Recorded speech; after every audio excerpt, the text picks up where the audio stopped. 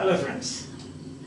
So now we have done Celtic influence and Latin influence. Celtic was comparatively very insignificant, we can say, but Latin of course for 700 years, and we have got three periods.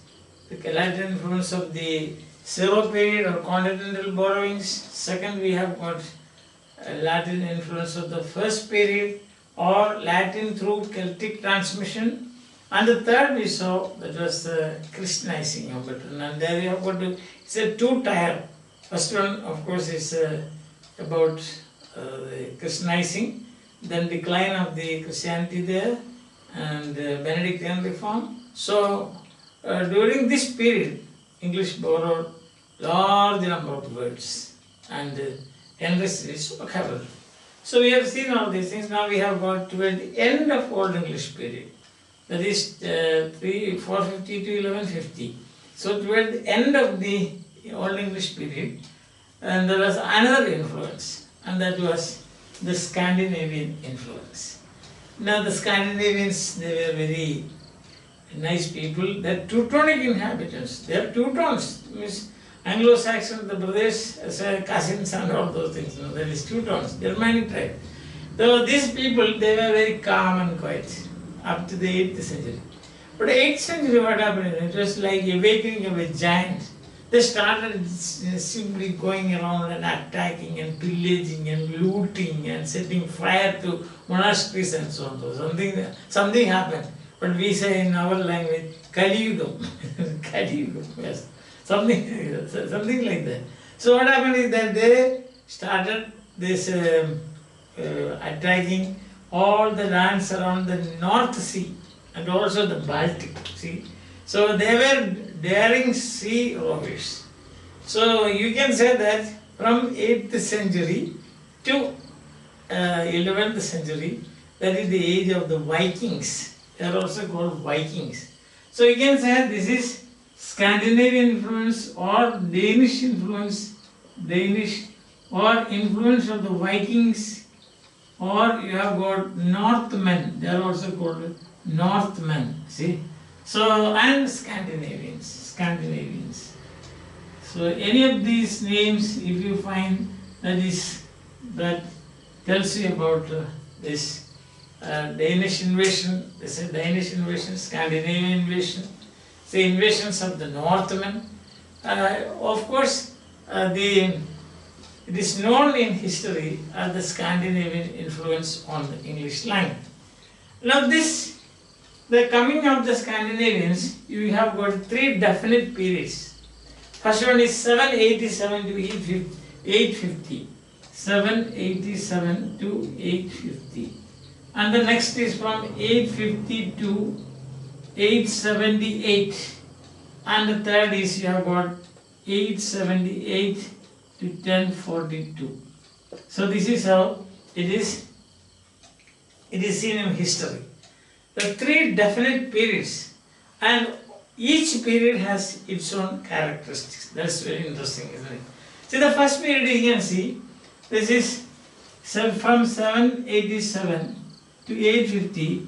That was a period of attacked by isolated bands. So what happened during this period is, it's an isolated attack, not organized. Groups of them will get into England, then they will loot, and then loot monasteries like Lindisfarne and Jarrow. Jarrow, that is the famous monastery of Venerable Bede. So what they did is that they come in and they get in, loot, attack those people, pillage. There's a looting and pillaging, isn't it? They carry valuables, run away. That's what they do. That's what they did. Understand? So the early period, or you can say from 787 to 850, that period, it is a period of looting. They have no intention to come and stay there. No, absolutely no intention. So it is a kind of what we must say, like Alibaba and 40 thieves. They come, they take valuable things and they go away. So during this period you can say they were like Alibaba and 40 thieves. Understand? That's easy to remember. And then you have got the second period. Of course, that was attacks by organized armies. Organized. It's an organized attack. It's an organized attack. First is isolated. What happened is in 850, a fleet of 30 ships. With a fleet of 30 ships, and of course the army, they invaded England and they captured Canterbury and London. So that is about 850. Alright, I will, because this may cause confusion to you. This is enough. No, too many numbers on the board may cause confusion. So 850, the year 850, this is what happened. Organized attack by the army. So, but Canterbury, and they were defeated by the West Saxon king. They came and attacked, but they were defeated. Then towards the, then what happened is that in 1866, the year 1866, the attacks were renewed, and they attacked East Anglia, and the East Anglian king Edmund, they murdered him. Then they turned to Wessex. After capturing East Anglia, they turned to Wessex. Once they went to Wessex and they tasted these fruits of the defeat, but they went back to Wessex. King Alfred was defeated. This time the army, Scandinavian army, was stronger. So the King Alfred was defeated. He slowly retreated. And then he renewed that attack. And King Alfred renewed and defeated the army, the Scandinavian army that was under Guthrum. Guthrum. Scandinavian army under Guthrum was, King Alfred inflicted a very severe defeat on the Scandinavians, led by this Guthrum. And then the attack, the second period, the second phase of this attack came then with the Treaty of Wetmore. Signed between King Alfred and that was in 1878. Yes, 1878. So then it was defeated.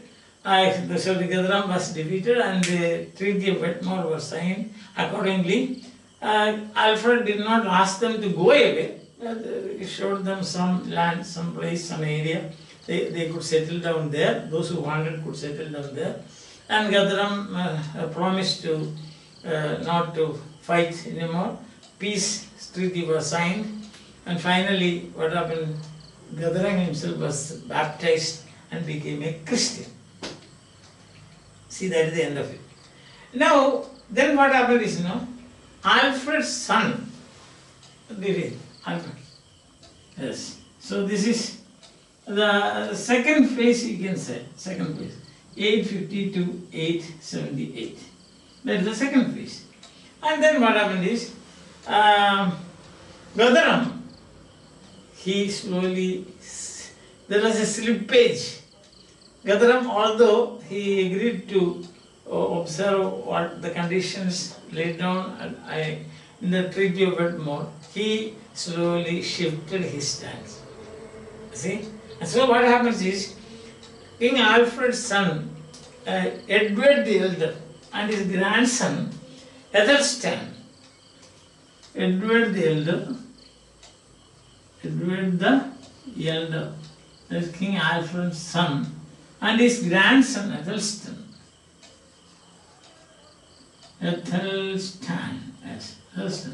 Together, they inflicted again another. There was a battle of Brunanburg. You remember when Old English literature, when we were looking into Old English literature, there were two war poems. One is the battle of, that is the one is about the battle of Brunanburg. The other is about battle of Malden. As we will see now, there are two battles in connection with the Scandinavian invasions. So Alfredson Edward the Elder and his grandson Etherston, they won a victory over the Scandinavians in the Battle of Brunanburg. That is celebrated in the Old English poem. Also, it's a war poem celebrated. In 1991, see, in 1991, this is a kind of seesaw battle now. It doesn't come to an end. The Danish problem remains a Danish problem. They don't stop, there's no end to that. But then, sometimes the hostilities will be revived, and then like that. So in 91, the Danish fleet under Olaf Tryggvason, his name was Olaf Tryggvason, that is the name of the person, came fully equipped to attack. And that is the Battle of Malden. And the Battle of Malden, Olaf Tryggvason, comparatively we can say, they had a victory. So then, and then what happens, you know? And Olaf Tryggvason, he went to become king of Norway. He got some promotion or something like that. He went away. And then when I say King Svein of Denmark, Svein, S-V-E-I-N, and his son Canute, C-A-C-N-U-T. It is, the spelling is C-N-U-T, but it is pronounced Canute. Canute. Understand? Canute. And together they drove away the English king, Ethelred. Ethelred, that is the name of the English king. Ethelred, the name of the English king. Drove him away and became the king of, he crowned as the king of England. And after the death of his father, King Svein, Canute became the king of England. And he ruled over England, that is the Danelaw districts. That is where the Scandinavians were settled. It's called Danelaw districts. Danelaw districts. A long 25 years. Long 25 years. And these people were, the Scandinavians were the adaptable people. One thing we must understand that they are their cousins, their nephews and so on, because they are Teutonic people. And those people who are living in England, they are also Teutons. So they are not strangers actually, they are not absolute strangers. So then they probably have got the same genetic pool, we can say. In today's language, today's language, we can say, they had the same genetic pool, or genetically they were connected. See that? So they were very adaptable people, they were sea-roving, they were very adventurous like the Anglo-Saxons, they were seafaring like the Anglo-Saxons, and then they were very cosmopolitan in their nature, and there was intermarriages, and there were constant contacts between the two races. Two races means the two people, we can say, no, not the same race, Teutonic race.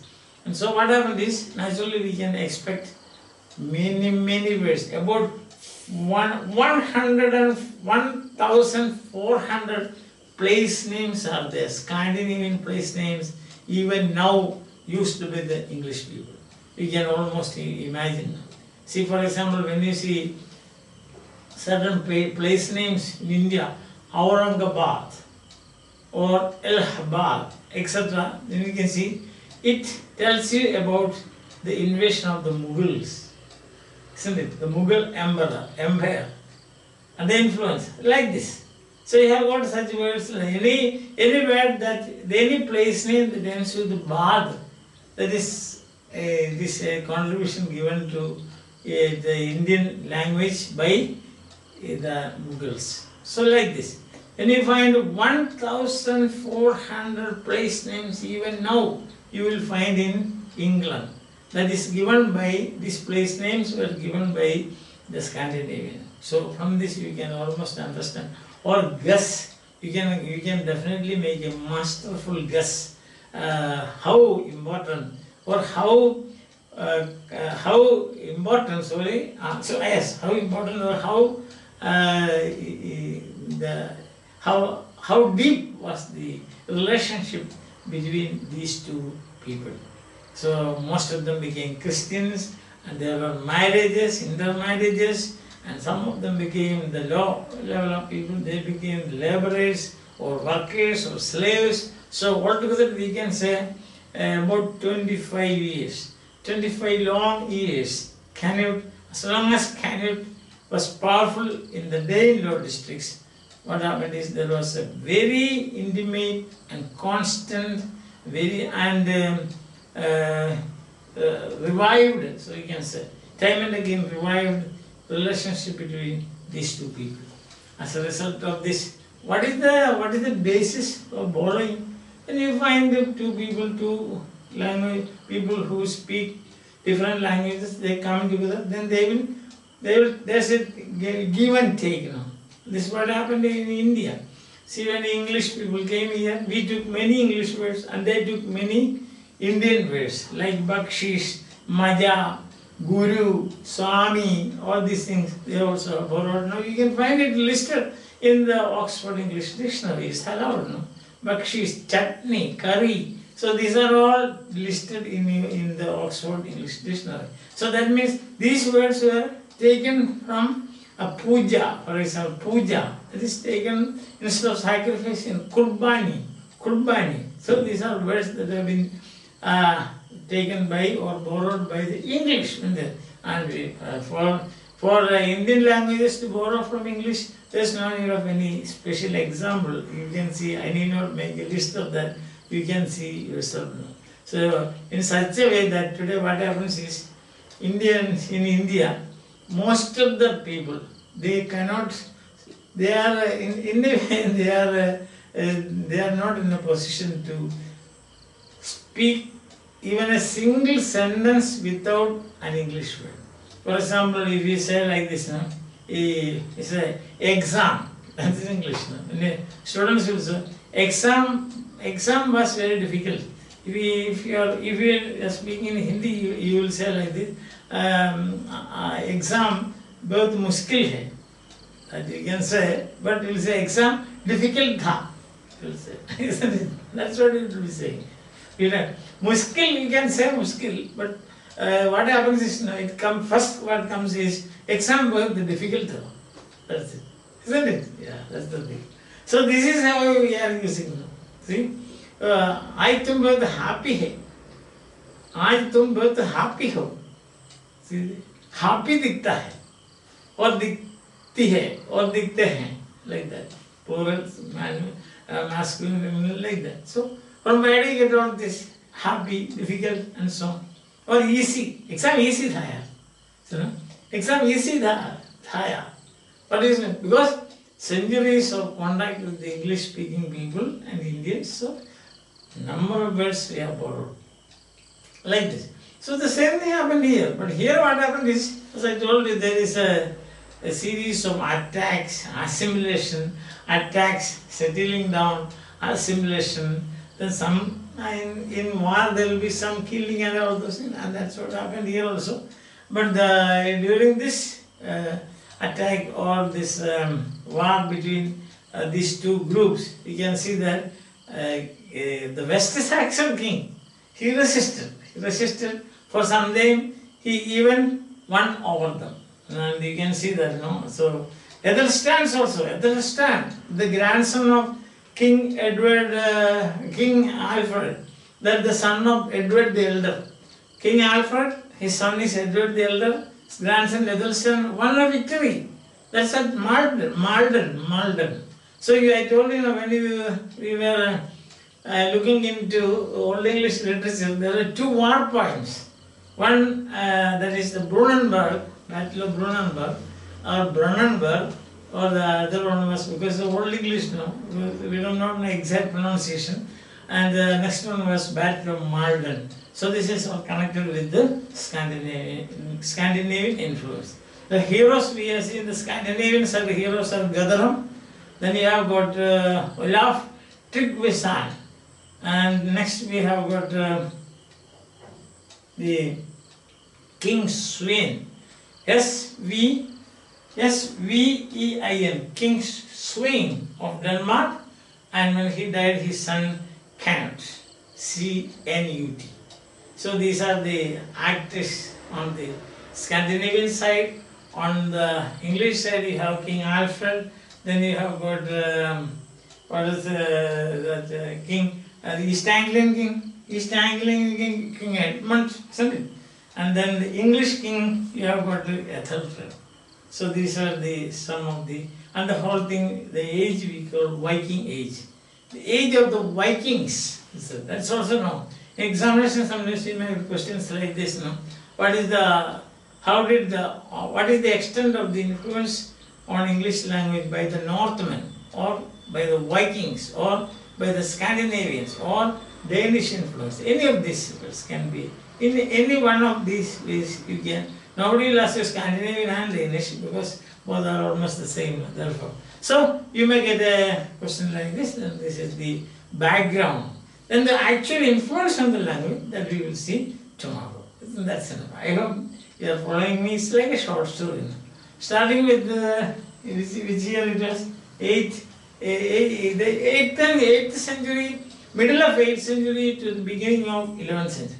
So it's all started from 787. 787. For convenience we say 787 to 850, 850 to 878, 878 to 1042. So that is up to 1042. This activity, so to say, assimilation.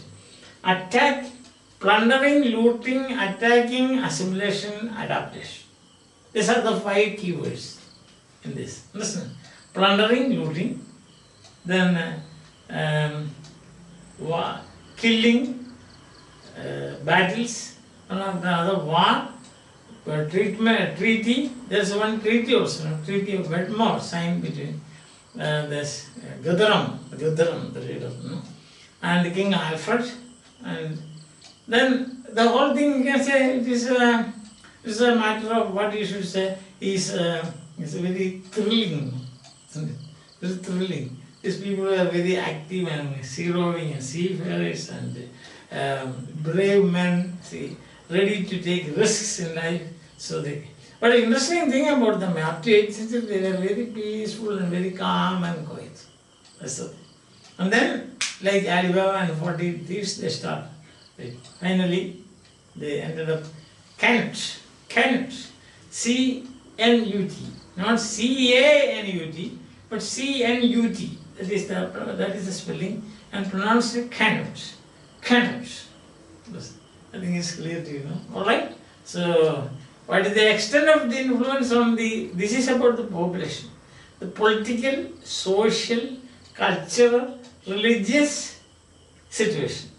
Now, the linguistic situation is bilingual again. The Scandinavians, some of them, they used Scandinavian language, others they used the English language. So that is the thing. It's very interesting to see this ups and downs in the history of the English language, isn't it? Okay, so tomorrow we will see, or in the next class we will see, what is the extent of the influence on the language. So here it is, the extent of the influence on the culture, religion, way of life, then assimilation, adaptation, and also we saw there were people willing to adapt, and the new ways of life, and they had a cosmopolitan character, as I told. Hope that's all right for you today. So bye. See you again next time. All right.